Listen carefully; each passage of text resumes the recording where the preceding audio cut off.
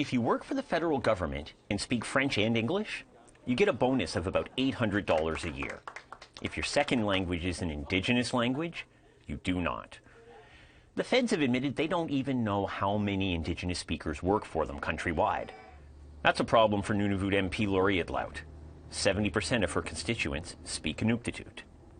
During this time of reconciliation, I think the federal government needs to make good on its promises and recognize the great work that its federal employees do that are Indigenous, who speak Indigenous languages. Here's a situation many bilingual Inuktitut speakers will recognize: having to interpret for a unilingual family member because there's no service in Inuktitut.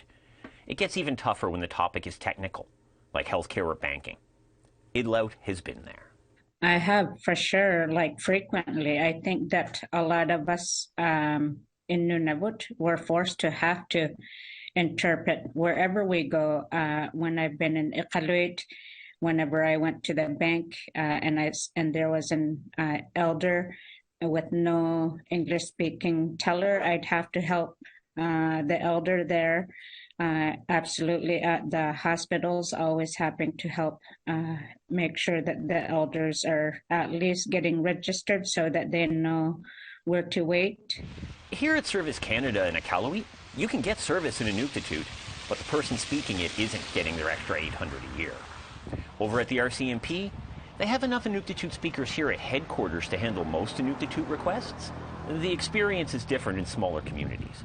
With Canada being founded on Indigenous people's lands, we need to make sure that there is better respect for people that the federal government needs to serve.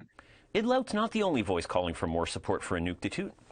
Nunavut Tungavik, the group that represents Nunavut Inuit, spent part of their annual meeting this week calling for the same. They're all calling for the federal government to support Indigenous languages, just like they do for the two official ones. Kent Driscoll, APTN National News, Iqaluit.